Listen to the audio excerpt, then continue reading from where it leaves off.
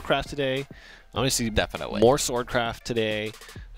That's right. We haven't actually even gone to feature Portalcraft at all, just because it's been having a rough time in Unlimited rotation, I feel like. Right. Oh my gosh, it's the picks. Nexus. So we're gonna see FENHYR draft here. All right, Envy, talk to us about these crafts. Do you think Bloodcraft is the go-to pick? Portal. I really think you're fine picking any of these. Portal. Actually, I think this is 100% preference. Portal. All right, FENHYR, come on. Hopefully Portal, right? Yeah. There's yes! There we go. The Nexus. Right. Yes, the people's champion. All right, Evie, let's kind of... Oh, Morton the Manipulator. I remember we talked about that card. That's a definite pick, right? He got punished immediately, by the way. This pick is insane. Are you kidding me? Otherworld Rift plus Morton. Morton's great. So the thing about Rift though is that it runs the chance of just being like a really like horrible pick, right? Because it could banish something, but it could just not pull anything from your deck. Morton's kind of okay. Morton is a very good tempo play if you get to go second, but you sometimes don't want to go second anyway. So when you're taking the chance with Portal, do you like to opt towards the puppets or do you like to opt towards the artifacts? You can't discriminate, I think, against Portalcraft cards. I think you just kind of have to take what fits the deck. I would probably go right here. I think he did to get that Noah. Noah's a very powerful card, and you can now build towards that. But you see immediately he's offered nothing but artifact options afterwards. So it's like everything Acceleratium. Acceleratium will make everything okay. Absolutely. Yeah, totally. Yeah. Puppets, yeah. Oh, you guys were actually talking about Shining Bellringer Angel, which I believe is the option that he actually did go for. Why do you think Shining Bellringer Angel is such a great choice in Take Two? Maybe either of you, whoever has a stronger feeling about it. Well, I love the card. I see it in almost every Take-Two draft. I don't know why. It just seems to be the card that wants to be in my deck. And honestly, it's just a great mid-range option, right? It's a ward like we were talking about, and it gives you card advantage. It kind of just puts up a stop. You know what I mean? So I really like it. What about you, Envy? You like that card? I think Shining Bellringer Angel is its necessary cycle in your deck that has a lot of low-value cards, but the best part about her is that you can play her and she doesn't lose you the game, right? Sometimes you're offered gold cards that can lose you the game. So that's good. Oh, Eva Alicia. We saw really good usage of Alicia last week. One of the other things that I want to talk about here for these two players is I just got word that TRICKSTER also picked Portalcraft. Portalcraft. So we are going to, you know... This could be a very long game. There's a blue portal, there's a red portal. I'm not quite sure if we're playing a card game anymore. It's getting a little bit crazy. Turns can go up to... At least whenever I play Portalcraft, I feel like I age about... 2 or 3 years by the time I'm done with the game. No way, man. Yeah. Portalcraft is invigorating and basically just puts youth into you. So you just play forever turns, right? You play infinity turns sometimes. The only reason why I feel like I still am aging quote unquote normally is because somehow I always take a portal back in time at the end of the game, but it feels like it takes forever. It's really like time travel. A portal back in time? Yeah. You do that? It's definitely on purpose. Okay. Rainy plans these things. I don't plan anything. Ooh, Hawk Robbie. Was FENHYR offered 2 Chronoses? I think he was. I think he was. Yeah, at the very beginning as well. Now, see, this is actually, you can get locked in here. This it completely will throw you off guard. Is if you drafted puppets, if you tried doing that, you get seen Magna Legacy and Chronos, and you're like, well, I've got to take Legacy here, right? But it does nothing if you drafted a bunch of puppet cards, right? So you kind of have to just have like this mixed game plan with Portal, I think, is if you want to have like the most balanced deck. All right, here it is in total, the Portalcraft deck that we can expect to see here. Biggest things that stand out to me is how many artifact generators exist in this deck, because that's going to be very impactful for kind of surviving the mid-late and also kind of empowering things like Magna Legacy. And how many options does he have to really play out a good aggressive game plan that's going to curve out for him and be valuable enough to fight out against something like Bloodcraft or Shadowcraft? What do you think, Evie? Well, I mean, I think this deck can do some stuff. He's got 5 generators along with Ancient Amplifier, so it's not too bad. Earthshock Ogre is actually low-key amazing. That card is insanely good in Take Two. I'm having to take a Chronos, though. I'm not sure how I feel about that one. We'll have to see about that one. Chronos is a wild card, I feel like. You just put it onto the board, and you're like, I don't really know what's going to happen for the rest of the game. This could be really bad for me. This could be really good. One card I actually want to take a heavier look at is Magna Legacy. So because Portalcraft has the lowest card pool, you're almost guaranteed to see the same pool of legendaries almost every time you play Portalcraft. You're either going to see a Deus Ex Machina, or you're going to see a Magna Legacy, or you're going to see multiple copies of them. Do you think that that being the case, that yes, you probably should keep your split between puppets and artifacts, but if you are going to see the same pool of legendaries, should you not tend towards artifacts a little bit more than puppets because of the legendaries? You should, yes, because you don't want to get cornered into a position where your neutral legendary is something like Chronos, or just something you can't or don't want to pick, and you have to pick Magna Legacy within no artifact generation. And artifacts are just generally powerful, so you kind of just want artifacts, I think, for the most part. But puppets aren't useless at all. Yeah, I really like 3 of these top-end cards here: the Imperial Swordsman, the Magna Legacy, and the Puppeteer Noah. I just want to see them played. You know? They're gonna be a while to see play. One card that's actually standing out to me is FENHYR. So Portalcraft, I really like FENHYR in this craft because of the puppets. I feel like you can actually get way more use out of FENHYR in this style of deck than you can with most others. Yes, you can get incremental advantage with other decks, but puppets, I feel like, just blow the advantage out of the water. Also, it's pretty crazy. They can have 2 attack and Storm, and that's, or no, actually 3 rather with Noah, and it's just crazy.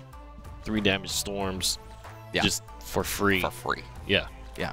There's also one thing from Treasure Map that you haven't said yet, Exo. You keep talking about Grave Desecration, but there's Forest of Dreams, if you know what that card does. That's true. I do. That's a 2 play point amulet. I'll tell you, Rainy. It's a 2 play point amulet. I think it's countdown 2, I do believe, and it locks a random opponent's creature, right? So they can't do anything, can attack. So you play that, you play Treasure Map, and then you play Forest of Dreams, and your opponent basically didn't summon anything because you made it where it couldn't attack. It got locked. And if you play that card correctly, it can be a very devastating Treasure Map. So I actually hope we see one of those. Treasure Map. New ace in the hole for take 2. Best card in the game by far. Yeah. All the best treasures available. So, thanks for your thoughts, Envy. Let's see what this Portalcraft mirror has to offer, and we will figure out who the winner will be between these 2. I'm excited. Portalcraft for the first time. Against each other. So we're going to have one Portalcraft win competitive play today. It's going to happen. Yeah, the first one so far. So many things in the Shadowverse Open that we're marking down in the history of Shadowverse Open competitive here. No, but seriously, guys, Treasure Map, okay? I want to say on this. Okay, so we were talking a little bit about this before we started casting today, in the fact that there aren't any 1-drops in Take 2 that you actively want to play anymore. Maybe a Quick Blader in Swordcraft or something like that, right? But you really don't need to spend or want to spend your first turn casting a follower because it's not really going to give you that much advantage. Sure. Whereas Treasure Map is something that you can play on 1 and it can give you advantage. Just throwing that out there, all right? Treasure Map. Yeah. You'll hear it more than once today. That to, I'm just, and it's got Nexus versus Yuan. Oh my god, this is the best. This is the best. I love it. Oh, yes. Every hand, every deck, Treasure Map, we're going to see it all day. And we see Happy Pig on the side of Trickster. This is a good day. This is a fantastic. We should do this every week. I agree. All right, chat, let us know. Take 2 every week? Probably not going to happen. Vote for it anyway. I want to see the popularity, yeah. And we'll get to see Treasure Maps and Happy Pigs and Shining Bellringer Angels. That's right. So let me remind you guys, as we see Trickster and FENHYR on camera today, you get 1,000 extra vials if you give us your Skype information at the beginning of the tournament so that we can put your face up on the cast. We like doing it. We'll give you vials for it. We love seeing you guys competing and playing and seeing you guys ecstatic at your victories and pondering about your defeats. That's right. And we get to see who you are. You know what I mean? Are you one of those players that just sits there and stares confused at the camera all day? Do you dance with a clothes hanger? That's right. Do you gain your power from a clothes hanger that you keep under your desk? Finger guns. we definitely like the finger guns. Finger guns are great. Are you wearing a dinosaur suit? Yeah, absolutely. That was Red, right, from MS? Red was a shark suit. Oh, he was a shark. Was it Hackterox? Oh, you know what? It was probably Hackterox. I think it was Hackterox with the dinosaur suit. Perfect. Did Eplicus? Eplicus just vapes. Yeah, I think he just vapes. Yeah. He's a vapor. He's one of those guys. Oh, man. All right, so the Happy Pig is here. And this is going to provide an opportunity. I mean, I think it's tempting. I would not spend your rush resources just yet. Yeah, this is not how you want to do it. So you'll see a big difference. Like, so when you're talking about constructed play, it's about making the most advantageous play on whatever given turn, because you know your opponent's only going to have good cards leading up the curve. You know what I mean? Like, if they have a bad draw, of course, that, you know, whatever. But again, if they have a bad draw, it doesn't really matter.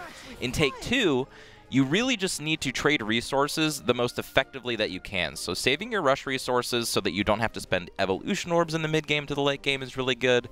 You really have to mitigate when you want to put the artifacts in your deck also. Do you want to draw them that early? Like, do you care if they're in your deck? Things like that. So a lot to consider in Take 2 that you wouldn't normally consider in regular constructed play. Both players installing their Ancient Amplifier, and that's going to give them an artifact that could be one of the 4, right? Analyzing, Ancient, Mystic, or Radiant. And just for players out there who haven't played a lot of Portalcraft, the different artifacts have slightly different stat lines, but each of them provides a benefit, right? Whether that be getting card draw, or you get Rush, or you get Ward and more card draw, or you get Storm. Right? And card draw. Yeah. Which is crazy. Basically, any of these artifacts will provide you with strong utility and things that you definitely want in Take 2. Right? You mentioned how powerful wards were. We mentioned how powerful it is to kind of be able to have that card draw and be able to have the options that you draft for in Take 2. Also, just the fact that you can hit face. Yeah. Right? It's big. And a lot of times it just gives you cards that you wouldn't otherwise have access to in a Take 2 environment. Like having a bunch of wards, having a bunch of extra storm, things like that aren't built on a lot of cards in Take 2 anymore. So if you can actually add those to your deck in some good amount, you know, you're going to just start drawing good cards off the top of your deck, especially if you can start tutoring them out of your deck. And Rainey, there's actually one thing about Portalcraft we haven't talked about yet. If you're not against another Portalcraft opponent, you're probably not going to deck out. Yeah. And that means that you can start playing Cronus. That's right. Maybe Cronus is a real endgame for Portalcraft. Let's check in with Envy about that. I think she might have some very different opinions, but Envy is always all about the different opinions, you know? That's right. That's her thing. Goblin Leader, another good card in Take 2. This, again, is a card that can gain you incremental advantage. I don't feel like I've seen Goblin Leader evolved in so long. First of all, because a lot of people aren't playing neutral anymore, and when they did, they were trying to play him on curve rather than on evolve turn. That's right. Well, before, if you guys don't remember, or if you're newer to the game, Goblin Leader used to cost 3. And that was a little too good. So he got adjusted. They made him 4 because him on curve with Alice, who again isn't played anymore, gave all of your neutral followers +1/+1 at the time, and that was a curve that was very hard to stop on the play. There were very many diverging curves that you could play, right? Not only just the Goblin Leader into Alice, but even playing something like the Actress Feria into something else. You know, you played two drops on turn 4, and there were just so many ways to gain insane stat lines on your board on that turn. But Goblin Leader contributed to that, of course, by adding an additional neutral follower. Absolutely. And Puppeteer String is drawn for FENHYR here, and I like this card a lot. I like all of the deal 1 damage for 4 costs that they added to the game in Take 2, because it allows you to set up a board that your opponent's not really expecting. It's like, you know, they're making these weird trades, like turn after turn after turn, and then all of a sudden, you just 1 for 3, 1 for 4, 1 for 5 them, and then you also get puppets in your hand. I think puppets might actually be one of the better options of the deal 1 damage, because then they allow you to do more things on consecutive turns to take out followers that you wouldn't otherwise be able to deal with. So we're starting to get to the point where there are a lot of artifacts put into FENHYR's deck. 2 things about that. Artifacts are great, but it also clogs up the other cards that you might want to be drawing. When are you going to see a Magna Legacy? Maybe never. Maybe never. Maybe never, because you're just going to be drawing artifacts. That's why things like Deus Ex Machina have been so important for Portalcraft for a long time, as well as I'm going to assume things like Chronos after a certain point. If you manage to grab that, that's going to help you chew through your deck a lot quicker than you need to. The big thing for me is I don't know how many instances, if any, of Acceleradium FENHYR picked up. I didn't quite see. I believe 2. FENHYR had 2 of them. Acceleradium is a one thing that helps artifacts transition from an early game, especially analyzing and ancient, transition from the early game into a very potent mid and late game option. And I'm getting a little scared for FENHYR running out of car. Okay. Maybe not so scared. We'll see. But he's running out of card options at the moment. He is an Evolution Orb down, and now he's Tempo down as well. So FENHYR's going to need some good options coming to the late game. Maybe Chronos is that one thing like we talked about, that wild card that's just like, you know? It's at this point where that's what you need. So they're going to pass over to TRICKSTER, and still no significant face damage done yet by the red Portalcraft player so far. That's right, but the advantage is building. Biofabrication is very cool in Take 2 because it lets you pick the one artifact that you want more of in your deck. Usually speaking, you want Radiant artifacts, but wards, also very good. Biofabrication is, I think, probably one of the best utilities for Portalcraft as a class, just because it engages in its mechanics in very many different ways, right? Do you want that to be a resonance activator? That you get that. Do you want this to be the ability to regain play points through playing artifacts? You can do that because it makes things like if you have Deus Ex Machina or Acceleratium installed, you start profiting play points, right? That's right. Do you want to start playing this Radiant artifact game where you want to be drawing Storm? Biofab helps that as well. I think Biofabrication is a very solid utility card for Portalcraft. I like it a lot. Plus, it can reduce the cost of an artifact, so you can make a really heavy tempo play with it as well. Yes, which there's some insane early turns you can build with, especially the Ancient. Ancient is a rush. Ancient is rush. Analyzing is draw. Radiant is storm. And Mystic is the ward. Mystic is a ward, yep, that's right. I was trying to figure out what the ward was called. Yeah, that's Mystic right. artifact. FENHYR using his last Evolution Orb just to try to get back on the board before this Chronos happens. And now it's just kind of like an all-in. He's got the Pegasus Sculpture to help him gain a few defense over turns, but this Chronos is going to have to put in some work for him. And unfortunately, we see TRICKSTER does have some endgame built in with the Zeus as well. This seems like the new Bahamut of Take 2, the card that you want at the end of your curve. Earthshock Ogre. Ooh, okay. But he doesn't have so the Evolution Orbs are already expended on FENHYR's side. But the big thing here is health is still a very powerful resource in Take 2. It doesn't go nearly as quickly as it does in Unlimited and Rotation, so there is the opportunity if FENHYR can find a way to swing this board back in a significant way. And TRICKSTER, this is where it gets super complicated. So Chronos has been played. Deus Ex Machina would have been one of the options TRICKSTER might have opted for in the end game, but now with that Chronos being active, You're I don't know if cycle real fast. I don't know if you can afford to put Deus Ex Machina out there. You also scary. have Zeus in your hand. Yeah. Risking getting rid of that card is... Yeah. Well, you're definitely not playing it before the Zeus. It's just this end game is going to get kind of crazy. However, as we said, with all of the advantage that TRICKSTER has, especially with also drawing cards with Chronos, I think that with the board he has plus the Zeus, it might just be too late for FENHYR. Yeah. Really gaining footing back. I mean, having 5 cards wide on the board here is incredible. How elusive. Yeah, and then just start drawing more cards. Yeah, this is going to be really hard unless FENHYR can draw his Magna Legacy at some point if enough artifacts have gone, just so he can catch back up on the board. I don't feel like he's played a single artifact yet. Yeah, it's felt really rough for FENHYR this game. He needs to find wards. Earthshock Ogre is huge, but not an evolution orb available, and yeah, I just don't see it. I mean, he's got the Puppeteer that can help him a little bit, but again, that's a little bit. To really get back into this game, he's going to need a wide board clear, and he just isn't finding it. Yeah. The big thing is if he does get puppets, he can get an extra one by using Hamlin. So there is that option here. Okay, so he can replicate his ancient artifact. It's going to clear out a puppet, though. Yeah. And a mystic. Yeah, I really like that puppet play because of the ward from TRICKSTER. It really just solidifies his board position to go ahead and carry over. Value on your opponent's turn as opposed to just on your own turn. That's right. Yeah. Yeah, FENHYR just stuck. So I think he's going to opt to get the Lion Champion out and play just to try to stem some of the bleeding. However, even that option isn't enough. You know what I mean? Like if you go Hamlin, double Analyzing Artifact, or Ancient Artifact rather, it doesn't clear enough of the board off. And again, we're getting to this inevitable point where Zeus is just going to end the game like we saw last match.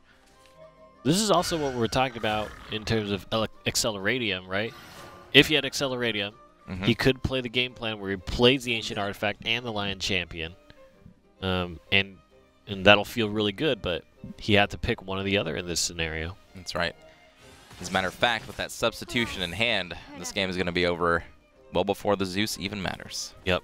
Substitution is one of the prime removal spells for Portalcraft here, and that's going to mean that Trickster, with the final remaining Actress variant, is going to play out the Deus Ex The Machina rub it as in well. Deus Ex Machina Trickster. You know what? I like it. Yeah, there it is. We'll be able to close out the game, and I really do think it's off the back of better evolution orb usage, and also being able to access more of your deck's utility quicker. Right? Also, I mean, it just really came down to, you saw very early in the game, as early as turn 5, that FENHYR just ran out of cards. The cards that he was playing in the early game didn't really affect the board that much, couldn't get a lot of value out of them, and then he had to start expending those evolution orbs to try to get back into the game, and that's not really the best way to do it in Take 2. Well, let's figure out what Envy has to say about